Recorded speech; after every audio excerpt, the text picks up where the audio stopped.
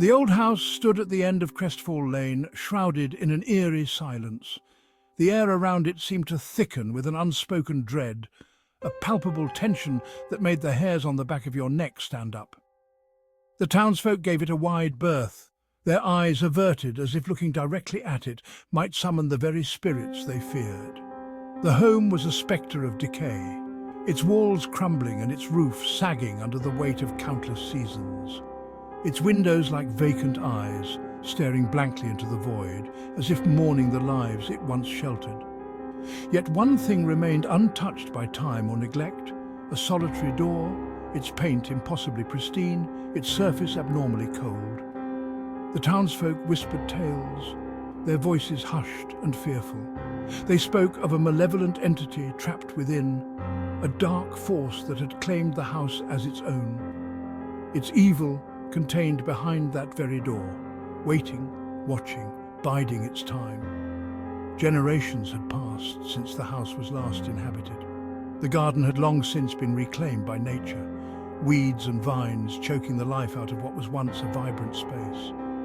Children dared each other to approach it, their laughter tinged with nervous excitement, only to scurry away in terror, their imaginations running wild with the horrors that might lurk within. The house on Crestfall Lane was a monument to fear, its shadow stretching long and dark under the moonlight. Its legend deeply rooted in the town's psyche, a chilling reminder of the unknown and the unseen. The house stood as a silent sentinel, guarding its secrets and waiting for the day when someone might be brave or foolish enough to uncover them. Night descended upon Crestfall Lane. Rain lashed down, driven by a furious wind. The old house, barely visible through the downpour, seemed to shudder in the storm's grip. That was when the traveller stumbled upon Crestfall Lane, seeking refuge from the tempest. I was a man of the road, my weathered face etched with stories. I had seen much of the world and its wonders. I scoffed at tales of the supernatural, believing them to be the fabrications of superstitious minds. Seeing the outline of the house through the rain, I thought it a stroke of luck. I hurried towards it, unaware of the darkness that lay in wait. As he neared the house, he noticed a faint ethereal glow emanating from within. The light seemed almost otherworldly, casting long, eerie shadows that danced on the walls of the old structure. It beckoned him closer, promising warmth and respite from the cold, unforgiving night. The glow was inviting, a stark contrast to the darkness that surrounded it, almost as if it were a beacon of hope in an otherwise desolate place. The traveller pushed open the creaking gate and stepped onto the overgrown path. The weeds and vines seemed to reach out, trying to hold him back, but he pressed on, driven by an inexplicable urge to uncover the source of the light. He made his way to the porch, each step pulling him deeper into the house's unseen grasp. The wooden boards creaked under his weight, and the air grew colder, as if the house itself was aware of his presence. With a grunt, I forced the front door open. The hinges groaned in protest, and a cloud of dust billowed out, making me cough. The door had not been opened in years, perhaps decades. The interior was shrouded in darkness, the air thick with the scent of decay and something faintly metallic. Cobwebs hung from the ceiling like ghostly drapes, and the furniture was covered in a thick layer of dust, untouched by time. I fumbled for my lighter, the tiny flame doing little to pierce the oppressive gloom. The flickering light cast eerie shadows on the walls, making the room seem even more sinister.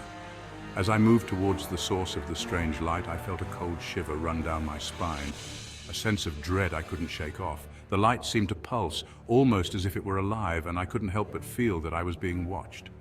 Every step I took felt heavier, the air thicker, and the silence more oppressive. The house seemed to be holding its breath, waiting for something to happen.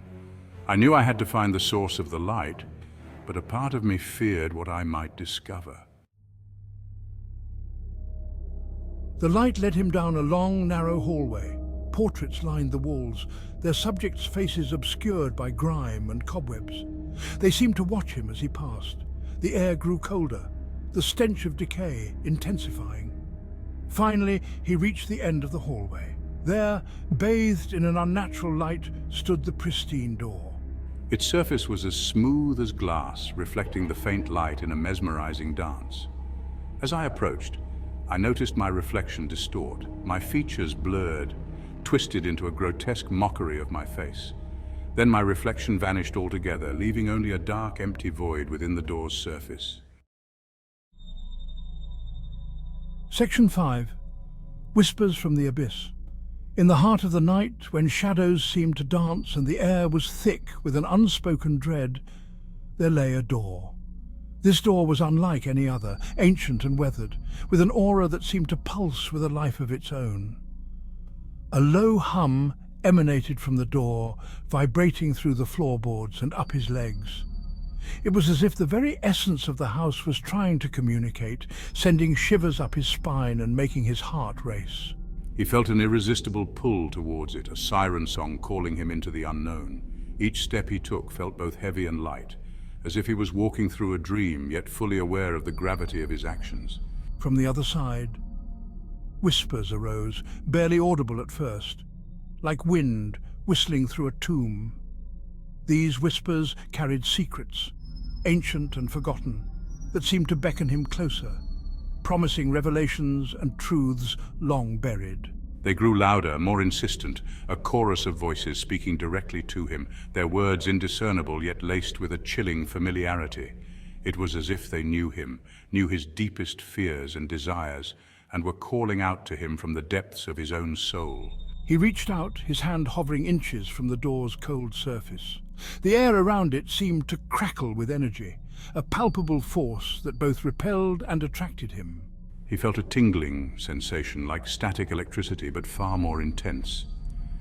It was as if the door itself was alive, responding to his presence, and he could feel its power coursing through him, filling him with a mix of fear and exhilaration. He was on the precipice of something vast and terrifying, and for the first time in his life, he felt a flicker of fear. This was not just any door. It was a gateway to the unknown, a portal to a realm where the boundaries of reality and nightmare blurred. As he stood there, teetering on the edge of discovery and dread, he knew that crossing this threshold would change him forever. Section 6. Consumed by darkness. The traveller hesitated, his hand frozen in midair. The whispers intensified, a cacophony now urging him closer. He tried to pull away, to resist the pull, but it was too late. The moment his fingers brushed against the door, it swung inward with a groan that echoed through the house. A swirling vortex of darkness lay beyond, the whispers now deafening screams. The traveller was yanked forward, his feet leaving the floor. He cried out, a desperate plea swallowed by the void. He thrashed, clawed at the door frame, but it was no use. The darkness swallowed him whole, leaving only an echoing silence in its wake. The storm raged through the night, but by morning the rain had subsided. The sun broke through the clouds, casting a pale light over the drenched town. It was then that the townsfolk, braving the remnants of the storm, noticed something peculiar about the old house on Crestfall Lane. The front door, which had been creaking open the night before, is now closed. Curiosity and unease warred within us. A group of the bravest souls, armed with nothing but their apprehension and a rusty crowbar, approached the house. They meant to see if the traveller had survived the night, unaware of the horror that awaited them. As they neared the house, they noticed something else, something that sent a chill through their very core. On the pristine surface of the door, a single photograph had appeared. It was the traveller, his clothes torn and muddied, but his face was missing. Where his features should have been, there was only a smooth, blank expanse. It was as if someone had meticulously erased his face, leaving behind a horrifying void. Terror gripped the townsfolk. The whispers, once dismissed as mere legend, were now a horrifying reality. The house on Crestfall Lane was not just haunted, it was hungry. One by one, driven by a morbid curiosity and a desperate hope of breaking the curse, others dared to approach the door. Some sought to understand the mystery, others to free the souls trapped within. Yet each met the same gruesome fate. Each disappearance resulted in a new photograph appearing on the door's surface, a macabre gallery of the faceless. The house on Crestfall Lane stood silent, the pristine door a chilling testament to the darkness within. The traveller was gone, lost in the void beyond the door, his fate a grim warning to those who dared approach. The old house on Crestfall Lane remains abandoned to this day, a spectre of despair and dread. The door, forever sealed, holds the faces of the lost, their pleas for escape swallowed by the void. The whispers continue to emanate from within, a chilling reminder of the darkness that lies just beyond the veil of our reality. Some say the traveller is still trapped within, his soul forever bound to the house. Others believe he was merely the first victim of a malevolent force, a darkness that preys on the curious and the brave. Whatever the truth, the door on Crestfall Lane stands as a chilling reminder. Some doors are meant to remain unopened,